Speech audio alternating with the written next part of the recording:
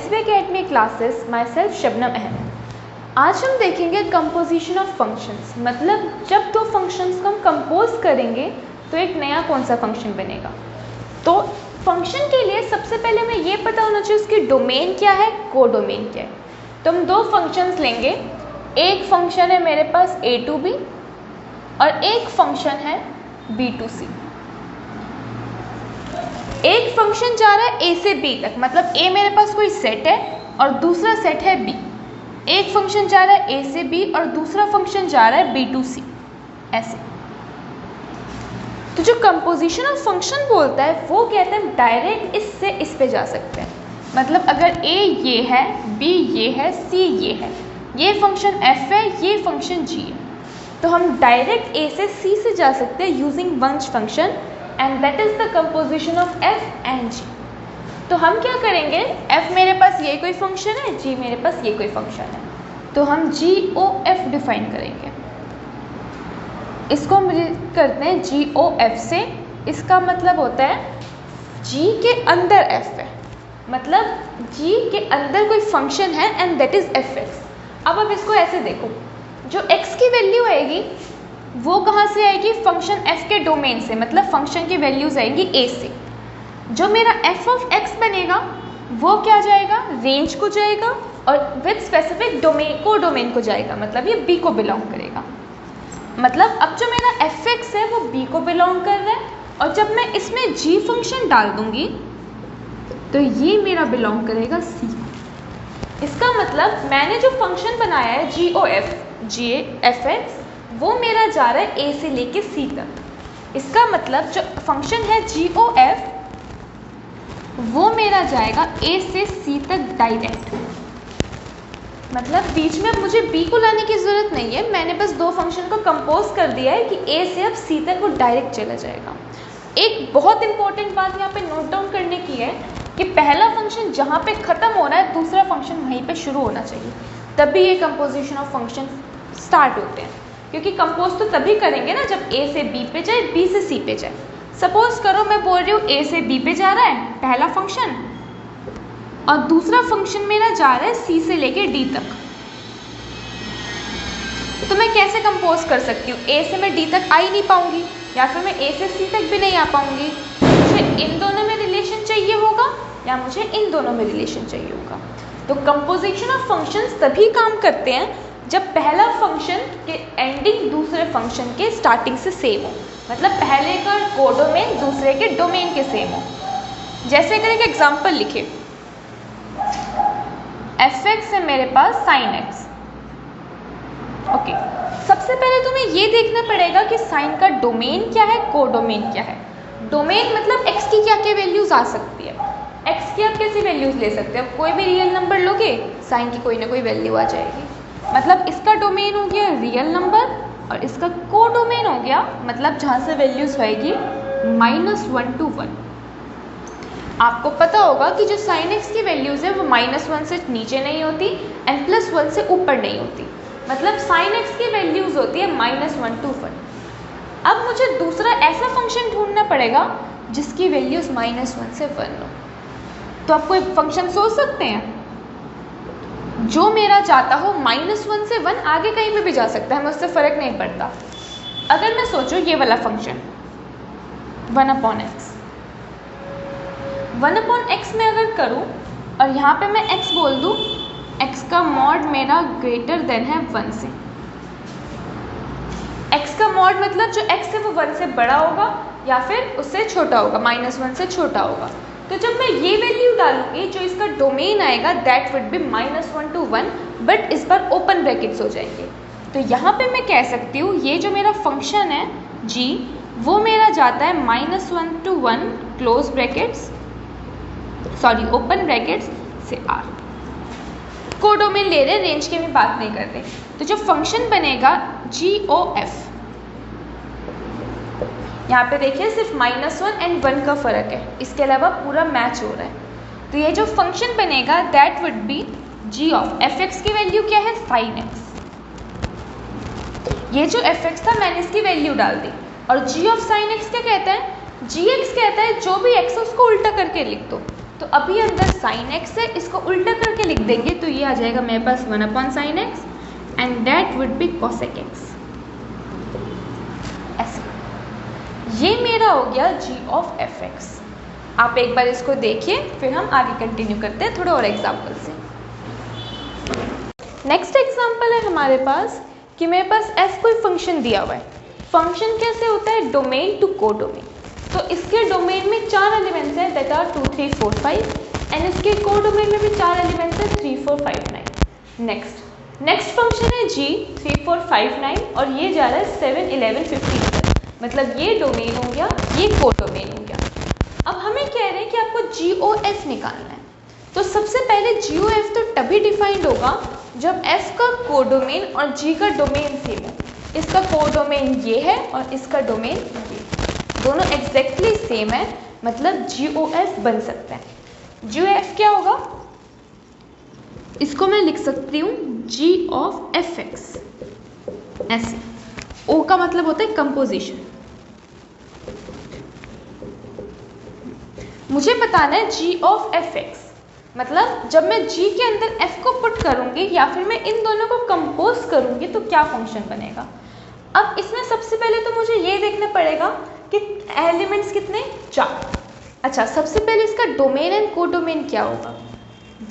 ये मेरा फंक्शन था f, ये मेरा फंक्शन और ये एक, मतलब ये सेट्स थे। f जा रहा है यहाँ से यहाँ तक, g जा रहा है मेरा यहाँ से यहाँ तक। ये है 2 3 4 5, ये है 3 4 5 9 और ये है 7 11 15। f जा रहा है यहाँ से a तक, let's say a to b and g जा रहा है b to c। तो जो मेरा GOF बनेगा वो डायरेक्ट जाएगा फर्स्ट वाले से थर्ड वाले तक। मतलब जो ये फंक्शन जाएगा ये जाएगा a to c। इसका मतलब है जो GOF है इसका जो मेरा डोमेन होगा वो होगा 2 3 4 5 और जो इसका को डोमेन होगा वो होगा 7 11 15। मतलब ये फंक्शन मेरा जाएगा यहाँ से लेके यहाँ तक डायरेक्ट। ये बात इंपॉर्टेंट होती है, ध्यान रखना। तो सबसे पहले अगर मेरे पास x की वैल्यूज है 2, एलिमेंट्स तो यहाँ से आएंगे ना जहाँ से फंक्शन स्टार्ट होता है। तो पहले मैंने x की वैल्यू 2 ले ली, तो यहाँ से मैं कह सकती हूँ g ऑफ fx कितना होगा।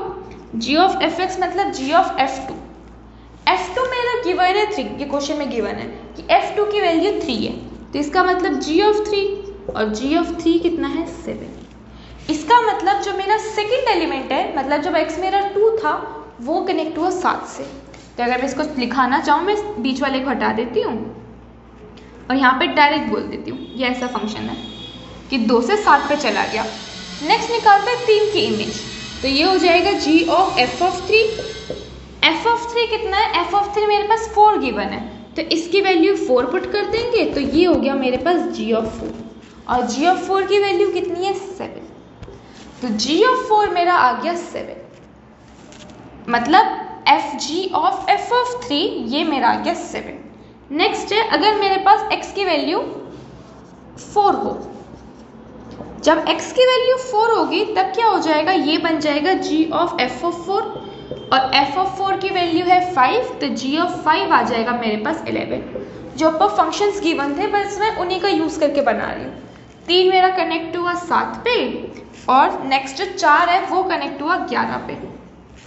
Next g of f of 5 ये हो जाएगा g ऑफ f ऑफ 5 कितना 11, मतलब g ऑफ 11 बनाएंगे और g ऑफ f ऑफ 5 की वैल्यू 9 है ना, नहीं सॉरी f ऑफ 5 मेरा 5 है तो ये वापस 5 आ जाएगा। अब g ऑफ 5 कितना है 11, मतलब इसकी वैल्यू भी 11 आ गई। मतलब जो मैंने फंक्शन बनाया GOF उससे 5 कनेक्ट हुआ 11 से, मतलब ये वाला 5 इस वाले 11 को कनेक्ट हुआ। अब या तो आप इसको GOF बोल सकते हो कि ये इन दोनों का कंपोजिशन है, या फिर आप इसको कोई नाम दे दो कि ये फंक्शन है मेरा h से ये a से लेके c तक या फिर a से लेके c तक, जो 2 को 7 से कनेक्ट कर रहा है, 3 को भी 7 से कनेक्ट कर रहा है, 4 को 11 से कनेक्ट कर रहा है, 5 को भी 11 से कनेक्ट कर रहा है। तो ये फंक्शन 1 1 तो नहीं है क्योंकि 2 एलिमेंट्स एक पे जा रहे हैं, और ऑन टू भी नहीं है क्योंकि तीनों के तीनों कनेक्ट नहीं हो रहे, ये मेरा बच रहा है। ये रेंज में तो नहीं है क्योंकि 7 और 11 है रेंज, बट ये को डोमेन में है। मतलब ये वाला फंक्शन ना ही 1 1 है ना ही ऑन टू है। अभी हम देखेंगे किस किस केस में 1 1 ऑन टू होता है। अभी आप ये देखिए कि हमने कंपोजिशन कैसे किया। हमने कंपोज किया तो जो नया फंक्शन बन गया मेरा GOF, लेट्स से h, इस फंक्शन को अगर मैंने h नाम दे दिया यहाँ से लेके यहाँ तक, तो ये मेरे फंक्शन की इमेज बनी h of 2। पहले इमेज जब मैंने 2 ली थी तो बन गया 7, h of 3 equals to 7, h of 4 equals to 11 and h of 5 equals to 11। तो ये मेरा एक फंक्शन बन गया दोनों को कंपोज करके। एक बार अब इसको देखिए, ये NCERT एग्जाम्पल था। फिर हम आगे स्टार्ट करते हैं। नेक्स्ट एग्जाम्पल है हमारे पास कि मेरे पास कोई फंक्शन है r-7/5 से। इसका क्या मतलब है, आपके पास सारे रियल नंबर्स का सेट है, उसमें से 7/5 एलिमेंट को हटा दो। मतलब उसमें 1 होगा, 2 होगा, 3.5 होगा, 4.5 होगा, तो जो तो 3.5 होगा उसको हटा दो। तो इसका डोमेन हो गया रियल नंबर्स माइनस 7/5 और इसका डोमेन हो गया रियल नंबर्स माइनस 3/5। इस सेट में से, रियल नंबर्स के सेट में से 3/5 को हटा दो। अब हटा क्यों रहे हैं? जैसे f की बात करें, अगर मैंने x की जगह पे 7/5 पुट किया, सिर्फ डिनोमिनेटर की बात करते हैं, अगर मैंने डिनोमिनेटर में x की जगह पे 7/5 पुट किया तो आपको ऐसा नहीं लग रहा है डिनोमिनेटर में 0 हो गया? न्यूमरेटर से फर्क नहीं पड़ता, बट डिनोमिनेटर में 0 हो गया। इसका मतलब ये फंक्शन यहाँ पे डिफाइंड नहीं है, क्योंकि हमें पता है 1/0 करेंगे तो नॉट डिफाइंड हो जाता है। इसलिए हमने ये देख लिया वो 0 कहाँ पे होता है और फिर वो वाला एलिमेंट हटा दिया। सेम विद दिस, अगर मैं इसमें डिनोमिनेटर को 0 पुट करूँ तो x की वैल्यू आ जाएगी 3/5। मतलब ये फंक्शन 3/5 पे डिफाइंड नहीं है, इसकी जगह हर जगह डिफाइंड है, इसलिए इसमें इसके डोमेन में से भी 3/5 हटा दिया। अब हमें क्या निकालना है, इन दोनों फंक्शंस का कंपोजिशन। अब ये देखिए, पहले वाले का कोडोमेन दूसरे वाले के डोमेन के सेम है। मतलब GOF तो आराम से बन सकता है कि जब मैं G के अंदर F को पुट करूंगी, बट अगर मुझे बनाना हो f of G का मतलब क्या होगा, F के अंदर G को पुट कर रहे हैं। f of G जाएगा जहां से x शुरू होता है, x मेरा यहां से शुरू होता है, ये जाएगा मेरा r-3/5 से कहां तक, वापस यहाँ तक r-3/5 से। ये आप ध्यान से सोचिए ज़रा, मुझे डालना है f के अंदर g, मतलब जो x आएगा वो तो g का डोमेन होएगा, मतलब ये चला गया यहाँ से। ऐसे एक बार इसका डायग्राम देख लेते हैं। f मेरा जा रहा है, g मेरा जा रहा है, g मेरा यहाँ से है r-3/5 से कहाँ तक है जी, r-7/5 तक। ठीक है, तो जो मेरा g फंक्शन है वो जा रहा है r-3/5 से r-7/5, और जो मेरा f फंक्शन है वो जा रहा है r-7/5 से यहाँ तक वापस। f मेरा जा रहा है r-7/5 से r-3/5। तो जब मैं फंक्शन लूंगी f of gx कि पहले g लगाओ फिर f लगाओ, तो आपको ऐसा नहीं लगता कि उधर गया और ये वापस आ गया, तो इसी वाले सेट में आ जाएगा। मतलब इसका डोमेन भी ये हो जाएगा एंड कोडोमेन भी हो जाएगा। Same with this one, fx की अगर बात करें g of fx की, तो ये मेरा जाएगा, वैल्यूज आएगी x की, मतलब यहाँ से शुरुआत हो रहा है, जाना यहाँ से शुरू किया, क्यों, इसका डोमेन है r-7/5, यहाँ से चलना हुआ, इधर आया r-3/5 पे, फिर वापस g लगा दिया तो वापस उधर चला गया। मतलब ऐसे ही कंप्लीट सर्कल पूरा करके अपनी जगह पे चला गया, या फिर एक बार ऐसे किया और फिर सेम जगह वापस चला आया, ऐसे। तो कहीं पे गया नहीं, वो अपनी जगह पे ही रह गया। तो अब देखते हैं fx का डोमेन लिखे अगर हम f of g of x का, ये आ जाएगा मेरे पास फंक्शन जहां से स्टार्ट होता है r-7/5 से r-7/5 तक। सबसे पहले मैंने यही बात कर दी कि फंक्शन का डोमेन एंड कोडोमेन क्या होगा। फंक्शन तो अभी हमने निकाला नहीं है, बट अभी हमने बात करी है उसके डोमेन या फिर कोडोमेन पे। ठीक है, अब मेरा फंक्शन क्या जा रहा है, मतलब मुझे f के अंदर, g के अंदर f को पुट करना है। इसका मतलब पहले तो मुझे fx की वैल्यू डालनी पड़ेगी। तो fx की वैल्यू क्या है, 3x + 4 अपॉन में 5x - 7। तब ध्यान से देखिए कि मुझे g के अंदर इसको पुट करना है। g क्या कहते हैं, g कहते हैं जो भी x है, अगर मैं न्यूमरेटर की बात करूं, g कहते हैं जो भी x है पहले उसको 7 से मल्टीप्लाई करो और उसमें 4 ऐड कर दो। अभी x की जगह पे क्या है, चलो पहले g ऑफ x है, सपोज मुझे g ऑफ अल्फा निकालना है। g ऑफ अल्फा क्या बोलेगा कि न्यूमरेटर में जो भी अल्फा है उसको 7 से मल्टीप्लाई कर दो, मतलब 7 अल्फा, और फिर उसमें 4 ऐड कर दो। जो भी अल्फा है मतलब g के अंदर जो भी एलिमेंट है उसको 7 से मल्टीप्लाई कर दो और उसमें 4 ऐड कर दो। तो अगर मैं यहाँ पे बात करूँ, यहाँ पे अल्फा की जगह पे ये पूरा है, तो पहले हम इसको 7 से मल्टीप्लाई कर देंगे और फिर इसमें 4 ऐड कर देंगे। जो भी एलिमेंट है उसको 7 से मल्टीप्लाई कर दो, फिर उसमें 4 ऐड कर दो, और फिर डिनोमिनेटर में क्या हो रहा है, जो भी अल्फा है, जो भी x है उसको 5 से मल्टीप्लाई कर दो, मतलब 5 अल्फा - 3। जो भी वैल्यू है अंदर उसको 5 से मल्टीप्लाई करो और उसमें से 3 हटा दो। तो यहाँ पे अभी x की जगह पे क्या है, ये पूरी टर्म, तो ये हो जाएगा, इसको 5 से मल्टीप्लाई कर दो, किसको, जो अंदर है, और उसमें से 3 हटा दो।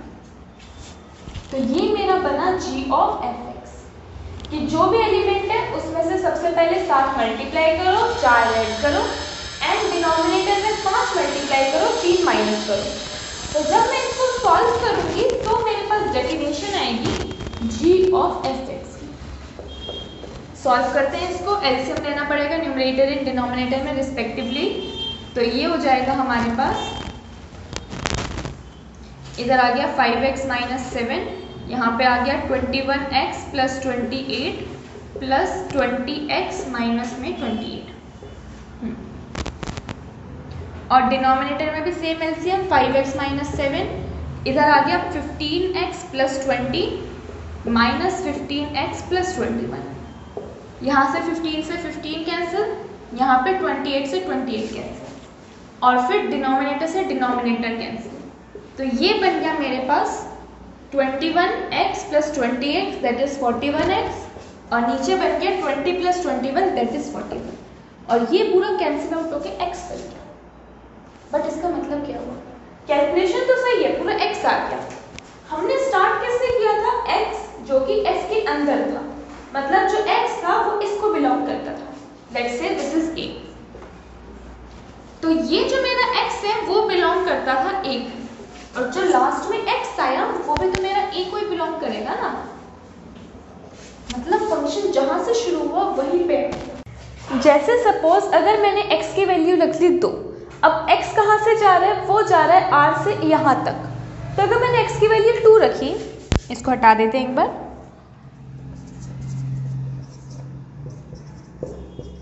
x की वैल्यू 2 रख ली, तो f2 हो जाएगा मेरे पास 3 × 2 + 4 अपॉन में 5 × 2 माइनस का 7, ये हो गया 10/3।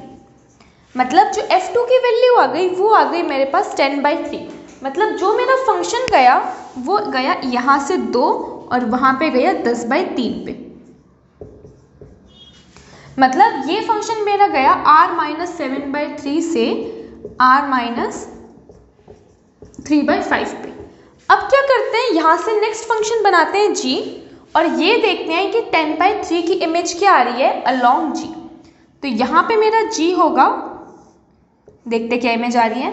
तो अगर मैंने g वाले फंक्शन में 10/3 पुट कर दिया, मतलब मैंने यहाँ पे पुट कर दिया 10/3, तो इसका मतलब हो गया 7 × 10/3 + 4 अपॉन में 5 × 10/3 माइनस का 3, ये आ गया 70/3 + 4, और नीचे आ गया 50/3 माइनस का 3। इसको सॉल्व करेंगे, 70 + 12 82 और नीचे आ जाएगा 41/3, कैंसिल आउट करके 2 आ गया। इसका मतलब 10/3 की इमेज वापस 2 आ गई, मतलब ये ऐसे चला। इसका मतलब जो मैंने निकाला था g ऑफ fx, मतलब जी ऑफ F2। F2 की इमेज आई 10/3 और जी ऑफ F2 की इमेज आई वापस का 2। इसका मतलब मैंने 2 से शुरुआत करी, फंक्शन लगाया तो 10/3 आ गया, फिर वापस जी फंक्शन लगाया तो 2 आ गया। तो अब यहाँ पे कोई भी एलिमेंट उठाओगे जैसे कि हमने प्रूव किया वो वापस खुद पे आ जाएगा। मतलब अपने अगर में 3 रखा, 3 की कोई इमेज आएगी, जब बैक इमेज निकालोगे या फिर आप जी निकालोगे तो वापस 3 पे आ जाएगा। इसका मतलब ये नहीं लग रहा है आइडेंटिटी फंक्शन बन गया कि जहाँ से शुरुआत करी वापस आइडेंटिटी पे आ गए। तो ये जो मेरा कंबाइंड होके बना, दिस इज आइडेंटिटी फंक्शन। किसके लिए शुरुआत किससे करी थी? इस वाले डोमेन से। अगर मैं इसको ए मान लूँ तो ये मेरा आई हो जाएगा। आई ए मतलब identity function for a set. और ए सेट में कैसे आएंगे? 7/3 को हटा के सारे रियल नंबर्स। तो ये मेरा कुछ आइडेंटिटी फंक्शन बन गया जी ऑफ एफ करके, कि अगर मैं जी के अंदर एफ को पुट करूंगी तो आइडेंटिटी आ जाएगी, मतलब जहां से शुरुआत किया था वो वापस आ जाएगा। अगर मैं अब इसके बाद, आप इसको एक बार नोट डाउन करिए, फिर हम एफ ऑफ जी निकालेंगे। नेक्स्ट हमें निकालना है कि एफ ऑफ जी, तो इसके लिए आ गया एफ ऑफ दिस। अब जी क्या करता है, मतलब एफ क्या करता है, पहले वो जो भी एलिमेंट है उसको 3 से मल्टीप्लाई करता है। मतलब यहाँ पे कुछ भी होता, पहले उसको हम 3 से मल्टीप्लाई कर रहे हैं एंड देन उसमें 4 ऐड कर रहे हैं। सपोज अगर मेरे पास x की जगह पे 3 होता तो हो जाता 3 × 3 + 4। अभी क्या है, ये पूरा, तो ये हो जाएगा 3 × दिस होल दिस प्लस में 4, कि जो भी एलिमेंट है पहले उसको 3 से मल्टीप्लाई करो और उसमें 4 ऐड करो। और डिनोमिनेटर में क्या आ रहा है कि आप उसको 5 से मल्टीप्लाई करो एंड देन 7 माइनस कर दो, तो ये हो जाएगा 5 ऑफ 7x + 4 अपॉन में 5x - 3। इसको अगर आपको ऐसे ध्यान ना आता हो तो आप क्या किया करो, यहाँ पे y पुट कर लिया करो, ऐसे बोला करो लेट 7x + 4 अपॉन में 5x - 3 = y।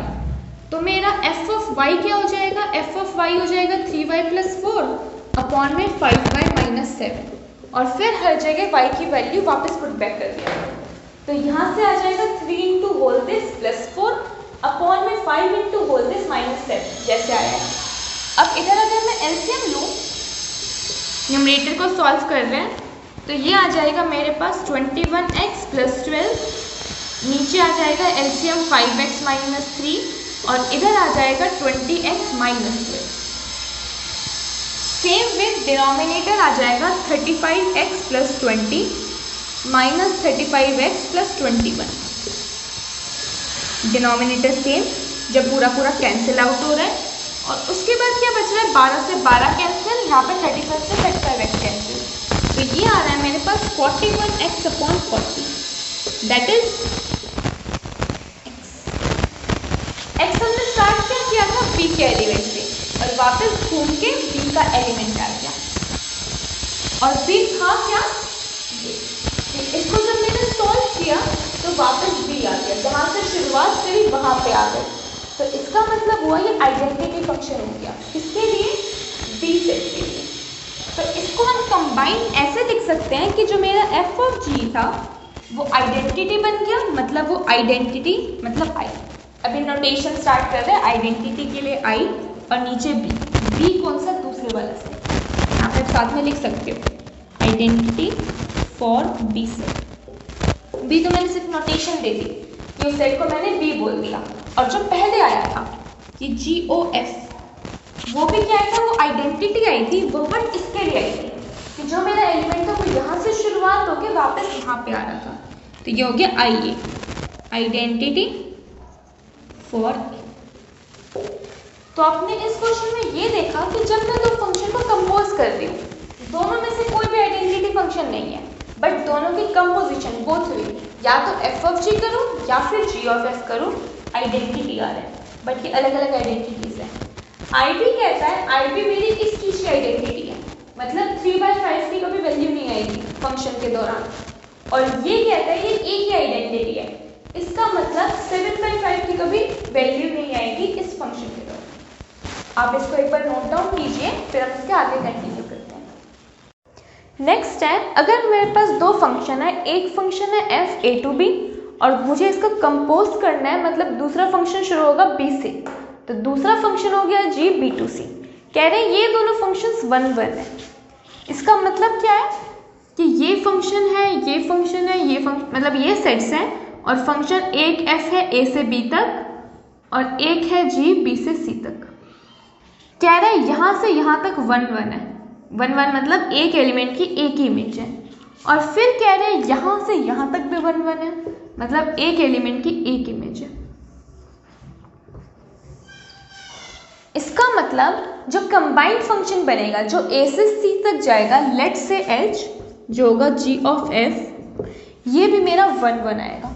जैसे ये एलिमेंट है 1 2 3, ये एलिमेंट है 3 4 5, मतलब fx क्या बन गया x प्लस 2, जो भी x है उसमें से 2 ऐड कर दो, और gx क्या बना लेते हैं कि जो भी वैल्यू है उसमें 5 ऐड कर देते हैं, तो 3 + 5 8 हो गया, 4 + 5 9 हो गया, इसमें 10 हो गया।